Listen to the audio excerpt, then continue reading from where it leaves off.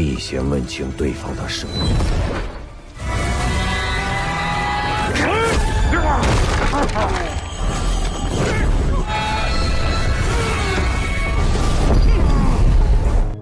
Film ini bercerita tentang seorang pemuda yang lahir dengan takdir yang sangat buruk. Tanpa ia sadari, keberadaannya selalu membawa kematian bagi orang-orang terdekatnya. Pemuda itu bernama Yuan Tiangang. Bagaimana perjalanan hidupnya hingga menjadi pembunuh bayaran yang ditakuti? Daripada penasaran, langsung saja kita simak alur ceritanya. Kisah dibuka dengan memperlihatkan seorang asasin bernama Yuan Tiangang. Sosok yang dikenal dingin, kejam, dan mematikan. Konon katanya, Yuan adalah anak terkutuk yang berbahaya. Siapapun yang berada terlalu dekat dengannya, pasti akan mati secara mengenaskan. Kutukan itu ternyata sudah melekat sejak ia lahir ke dunia. Pada hari kelahirannya, sebuah tragedi besar terjadi. Kedua orang tuanya dibunuh secara brutal oleh para tetangganya sendiri. Mereka percaya bahwa bayi yang baru lahir itu membawa sial dan akan menjadi sumber bencana bagi desa. Sejak saat itu, warga desa menyebut Yuan sebagai monster. Tak hanya itu, ketika Yuan mulai tumbuh besar, ia pun terus dijauhi.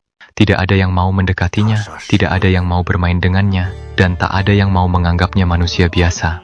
Hingga akhirnya, para penduduk desa sepakat untuk mengusir Yuan dari desa. Namun di tengah semua kebencian itu, masih ada satu orang yang menolak mempercayai kutukan tersebut.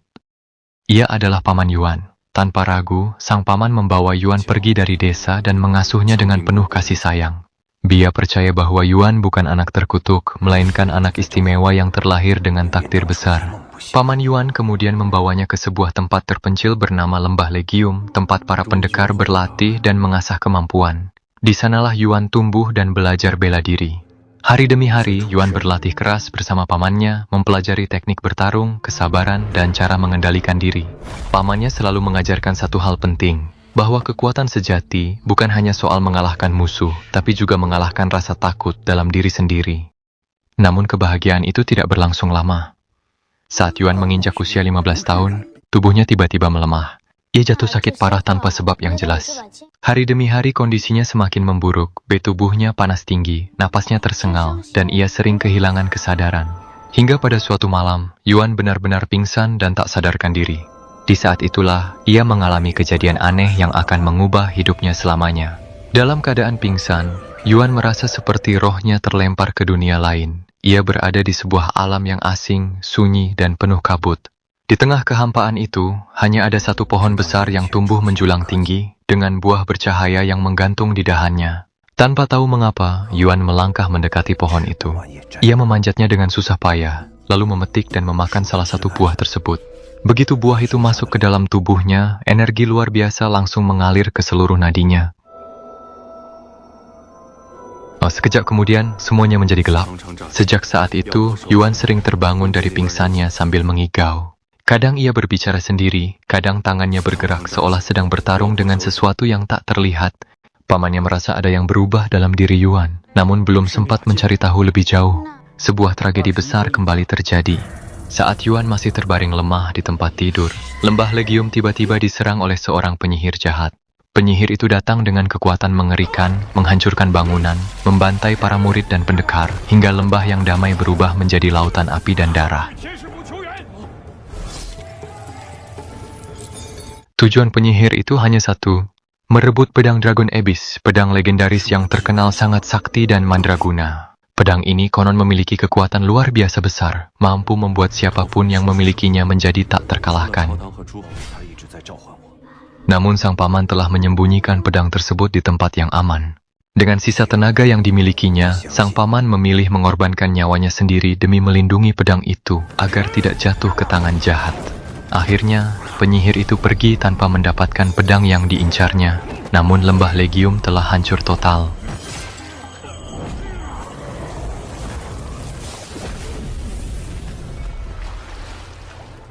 Beberapa hari setelah serangan mengerikan itu, Yuan akhirnya tersadar dari pingsannya.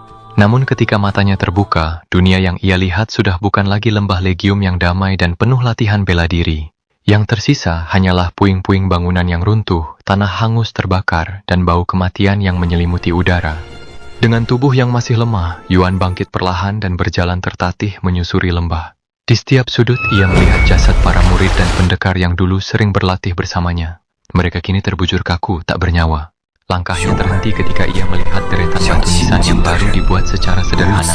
Dan di salah satu nisan itu, terpahat nama orang yang paling ia cintai. Pamannya. Saat itu juga, Yuan terjatuh berlutut. Air matanya mengalir tanpa bisa ia tahan. Seluruh dunia seakan runtuh di hadapannya. Di hadapan makam sang paman, Yuan mengepalkan tangannya dan bersumpah dalam hati, "Aku akan membalas dendam. Siapapun yang telah menghancurkan hidupku, akan kubuat membayar semuanya." Sejak hari itu, Yuan bukan lagi anak yang polos. Ia meninggalkan lembah Legium yang telah menjadi kuburan bagi masa lalunya dan memilih berjalan sendiri menyusuri dunia yang keras dan penuh kebencian. Yuan hidup mengembara dari satu tempat ke tempat lain.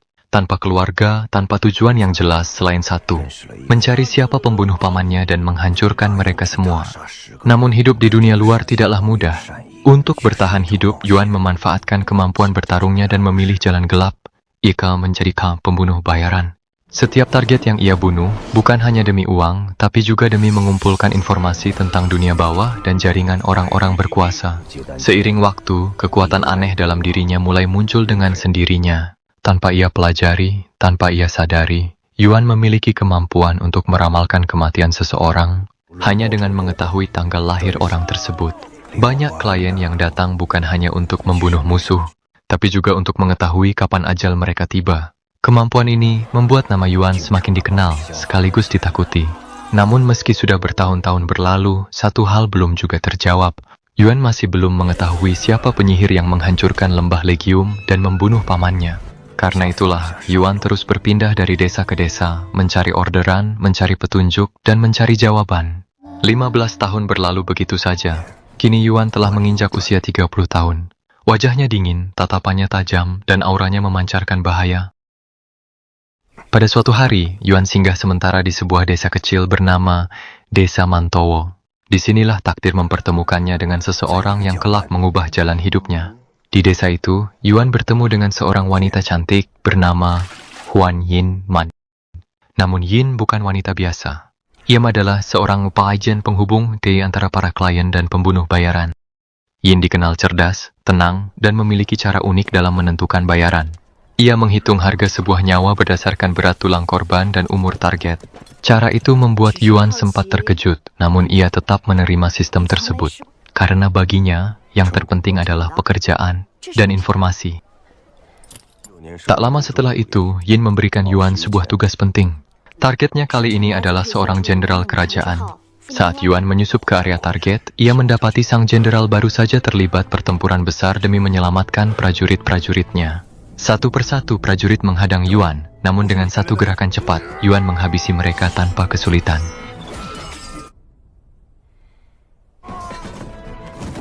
Ketika akhirnya Yuan berhadapan langsung dengan sang jenderal, terjadi momen yang tidak terduga. Alih-alih langsung membunuhnya, Yuan justru menawarkan dua pilihan. Kau bisa mati di tanganku sekarang, atau kau bisa pergi menyelamatkan prajuritmu, lalu mati terhormat di medan perang. Sang jenderal terdiam sejenak. Namun sebagai seorang prajurit sejati, ia memilih mati di medan perang bersama anak buahnya. Keesokan harinya, kabar kematian sang jenderal pun menyebar luas. Berita itu akhirnya sampai ke telinga kaisar. Kematian sang jenderal membawa kegelisahan besar di istana. Bagi kaisar, kabar itu sebenarnya menguntungkan. Sang jenderal dikenal berpengaruh dan berpotensi merebut kekuasaan. Dengan tewasnya dia, satu ancaman politik pun lenyap. Namun di sisi lain, kaisar justru merasa posisinya semakin rapuh. Ia sadar banyak pihak kini mengincar tahta kerajaan. Karena itu, kaisar membutuhkan sesuatu yang bisa membuatnya berkuasa lebih lama dan lebih kuat dari siapapun. Dan satu-satunya benda yang dipercaya mampu melakukan itu adalah pedang Dragon Abyss. Kaisar pun memerintahkan para penasihatnya untuk mencari pedang legendaris tersebut, apapun caranya. Sementara itu, Yuan kembali menemui Yin untuk meminta bayaran atas kematian sang jenderal. Yin membayar penuh sesuai perjanjian, tanpa menawar sedikit pun. Namun setelah itu, Yin mengajukan permintaan yang membuat Yuan terdiam. Ia meminta Yuan meramalkan kematiannya sendiri. Yuan awalnya menolak, namun karena desakan Yin, akhirnya ia pun menuruti permintaan itu. Yuan mulai menghitung, membaca tanggal lahir Yin, dan memusatkan pikirannya. Beberapa saat kemudian, wajah Yuan berubah serius. Dengan suara pelan namun pasti, Yuan berkata, kau akan mati dalam 10 hari. Mendengar hal itu, Yin terdiam. Namun alih-alih menangis atau panik, Yin justru tersenyum tipis. Ia sama sekali tidak terlihat sedih. Sejak hari itu, Yin mulai menghabiskan waktunya dengan cara yang berbeda. Ia mendatangi para gelandangan, membagi makanan, membantu orang-orang miskin, dan menolong siapapun yang membutuhkan. Ia seolah ingin menutup hidupnya dengan kebaikan. Melihat semua itu, hati Yuan mulai terusik. Untuk pertama kalinya dalam hidupnya, Yuan ingin melawan takdir. Ia tidak ingin Yin mati. Ia tidak ingin kembali kehilangan seseorang yang berarti baginya. Yuan pun memutuskan untuk mencoba mengubah nasib Yin, meskipun ia sendiri tahu bahwa takdir sangat sulit dilawan. Namun sebelum Yuan sempat melakukan apapun, Yin justru pergi secara diam-diam tanpa memberitahu Yuan. Yin ternyata menyusup ke kediaman Gubernur Liu. Ia berniat membunuhnya, namun aksinya ketahuan oleh para penjaga dan Yin pun terpaksa melawan. Sayangnya, kemampuan Yin tidak sebanding dengan para penjaga istana.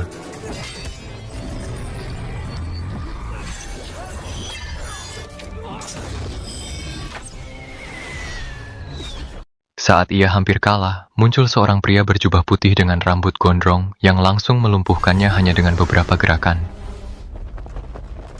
Pria itu bernama Chung Feng. Ia adalah seorang pendekar hebat yang mengabdikan dirinya kepada Gubernur Liu. Yin pun akhirnya ditangkap dan dibawa menghadap Liu. Dalam interogasi, Gubernur Liu akhirnya mengetahui alasan Yin ingin membunuhnya. Ternyata, di masa lalu, Liu pernah membantai seluruh keluarga Yin. Bukan karena dendam pribadi, melainkan karena perintah kerajaan. Mendengar itu, Liu mengakui perbuatannya dan bahkan meminta maaf kepada Yin.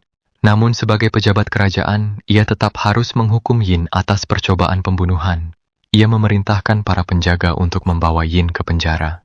Namun secara tiba-tiba, Wang muncul. Tanpa peringatan, Yuan langsung melemparkan senjatanya ke arah Liu dan para prajurit. Dalam kekacauan itu, Yin memanfaatkan kesempatan untuk menyerang balik. Ia menusuk Liu dan melarikan diri bersama Yuan. Namun pelarian mereka tidak berjalan mulus. Chung Feng segera menghadang mereka bersama pasukan istana. Tak disangka, Chung Feng ternyata memiliki kemampuan bertarung yang setara dengan Yuan. Pertarungan sengit pun terjadi.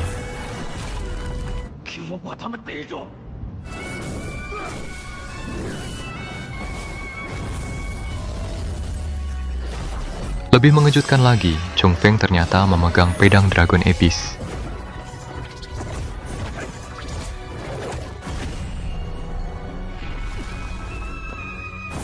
Melihat situasi yang semakin terdesak, Yuan memohon kepada Chung Feng agar membiarkan Yin pergi. Dengan berat hati, Chung Feng akhirnya mengalah dan membiarkan Yin kabur. Setelah Yin pergi, Chung Feng memperhatikan teknik bertarung Yuan dengan lebih saksama. Ia pun menyadari sesuatu yang mengejutkan. Teknik yang Yuan gunakan adalah teknik Tiangang. Teknik yang hanya dimiliki murid lembah Legium. Chung Feng lalu menyebut nama pamannya Yuan. Saat itulah Yuan sadar, Chung Feng adalah sahabat masa kecil pamannya. Setelah pertarungan itu, Chung Feng akhirnya membuka jati dirinya kepada Yuan. Ia mengaku sebagai sahabat lama pamannya Yuan, sekaligus salah satu murid terbaik lembah Legium yang selamat dari kehancuran besar itu. Tak hanya itu, Chung Feng juga mengungkap bahwa Gubernur Liu masih memiliki hubungan dengan keluarga Yuan di masa lalu. Mendengar hal itu, Yuan terkejut. Sejak lahir, Yuan tidak pernah tahu siapa keluarganya sebenarnya. Semua yang ia tahu hanya bahwa orang tuanya dibunuh saat ia masih bayi. Chung Feng kemudian membawa Yuan menemui Liu yang ternyata masih hidup, meskipun kondisinya kritis akibat tusukan Yin. Chung Feng mencoba menyelamatkan Liu dengan pengobatan akupunktur. Meskipun nyawanya tertolong, Liu masih belum sadarkan diri. Melihat kondisi itu, Yuan memutuskan untuk tinggal sementara di sana. Ia ingin mencari tahu lebih banyak tentang keluarganya dan masa lalunya yang selama ini gelap. Pada suatu malam, Chung Feng memperlihatkan sesuatu yang sangat mengejutkan kepada Yuan. Ia menunjukkan 3 lukisan lama yang disimpan secara rahasia. Lukisan-lukisan itu digambar dengan darah dan jari tangan, dan yang membuat Yuan terkejut, lukisan itu adalah buatannya sendiri. Padahal, Yuan sama sekali tidak ingat pernah melukisnya. Chung Feng menjelaskan bahwa lukisan itu dibuat oleh Yuan saat ia belum sadar ketika jatuh sakit parah di usia 15 tahun. Dari lukisan itu, terungkap bahwa Yuan pernah melakukan perjalanan ke alam gaib. Di sana, ia menemukan pedang Dragon Abyss Yun berada di atas sebuah pohon raksasa. Hal ini membuat Yuan teringat kembali pada mimpinya di masa kecil saat ia memakan buah dari pohon misterius. Ternyata peristiwa itu bukan sekadar mimpi, melainkan awal dari kekuatan besar dalam dirinya.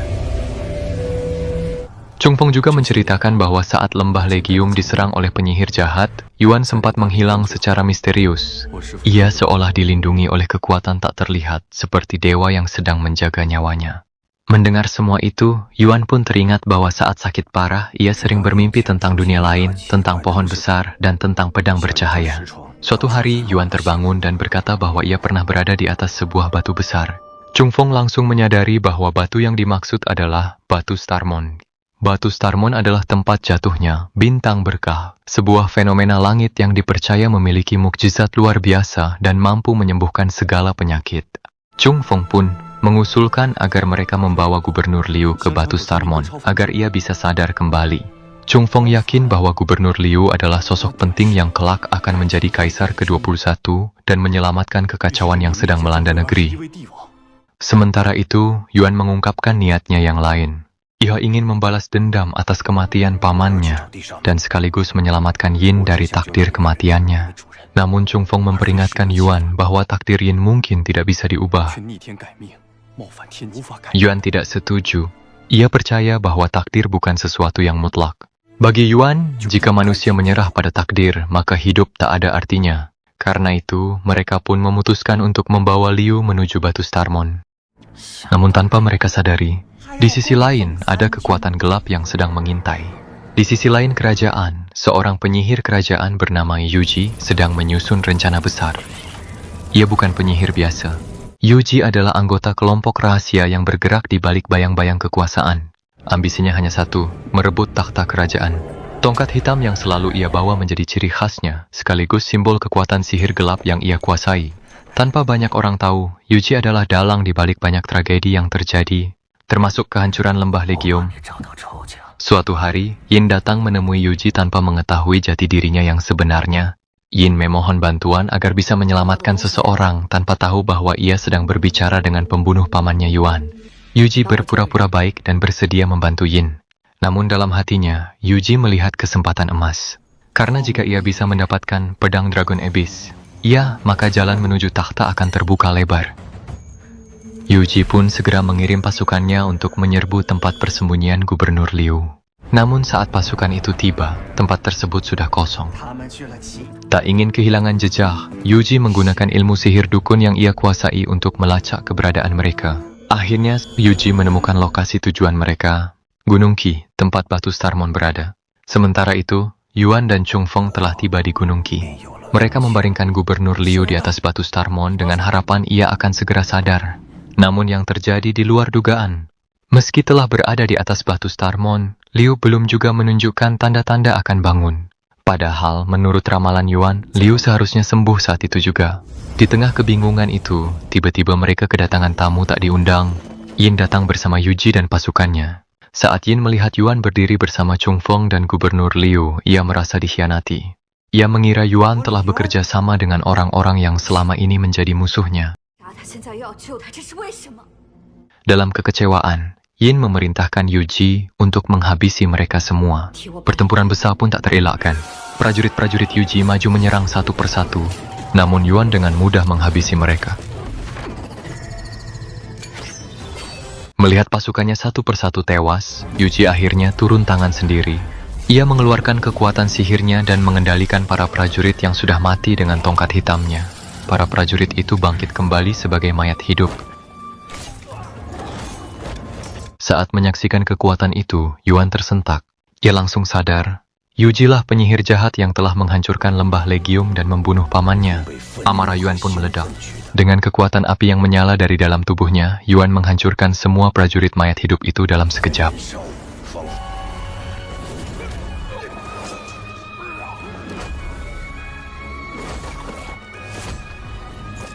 Yuji terkejut. Ia menyadari bahwa Yuan adalah satu-satunya keturunan klan Tiangang dari lembah Legium yang masih hidup.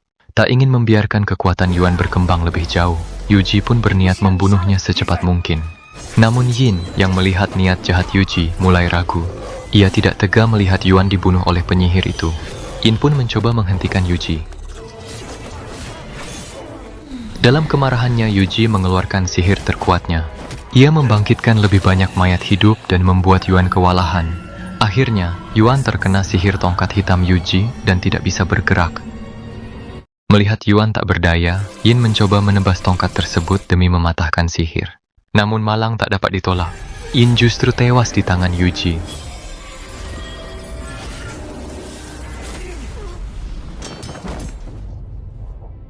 Setelah membunuh Yin, Yuji pergi membawa pedang Dragon Abyss. Tak lama kemudian, Gubernur Liu akhirnya sadar berkat kekuatan bintang berkah. Namun kebangkitan itu datang terlambat. Yin telah tiada. Yin sangat terpukul. Ia gagal menyelamatkan Yin dari takdirnya. Dengan penuh kesedihan, Yuan membawa tubuh Yin untuk dimakamkan dengan layak. Setelah kematian Yin, dunia Yuan seolah runtuh. Ia berdiri lama di depan makam Yin, tanpa sepatah kata pun terucap dari bibirnya. Namun di balik kesedihan itu, lahir tekad yang lebih kuat dari sebelumnya. Yuan bersumpah, Yuji harus dihentikan, apapun taruhannya. Chung Feng mencoba menenangkan Yuan, mengingatkan bahwa dendam semata tidak akan membawa kebaikan. Namun Yuan tahu, ini bukan hanya tentang balas dendam. Ini tentang menghentikan kejahatan agar tidak ada lagi korban seperti Yin. Sementara itu, Yuji kembali ke istana kerajaan membawa pedang Dragon Abyss. Dengan pedang itu, kekuatan sihirnya meningkat berkali-kali lipat. Ia mulai mempengaruhi pikiran para pejabat tinggi, mengendalikan mereka dengan sihir hitamnya. Perlahan tapi pasti, Yuji menguasai seluruh kerajaan dari balik layar. Melihat kekacauan yang semakin meluas, Gubernur Liu akhirnya bangkit dan mengambil alih komando pasukan. Ia menyadari bahwa Yuji adalah ancaman terbesar bagi negeri. Dengan sisa kekuatan yang ia miliki, Liu memanggil Yuan dan Chung Feng untuk memimpin pasukan pemberontak. Tujuan mereka satu, menjatuhkan Yuji dan membebaskan kerajaan dari sihir hitam. Perang besar pun meletus di depan gerbang istana. Pasukan kerajaan yang telah dikendalikan Yuji berhadapan langsung dengan pasukan Liu dan para pejuang bebas. Tanpa banyak bicara, pertempuran sengit pun terjadi. Api Yuan melawan sihir hitam Yuji.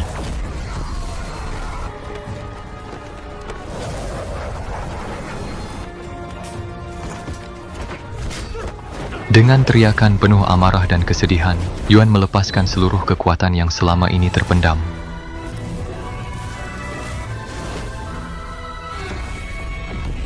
Akhirnya Yuji pun tewas. Kerajaan terbebas dari pengaruh sihir hitam. Langit kembali cerah, seolah ikut menghembuskan napas lega. Setelah perang berakhir, Gubernur Liu naik takhta sebagai Kaisar ke-21. Ia memimpin negeri dengan adil dan bijaksana, sesuai dengan ramalan. Sementara itu Yuan menolak segala jabatan dan kehormatan. Ia memilih pergi mengembara, mencari kedamaian dan makna hidup baru setelah semua yang terjadi. Namun satu hal pasti, nama Yuan Tiangang akan selalu dikenang sebagai sang pembebas negeri dan pewaris terakhir lembah Legium.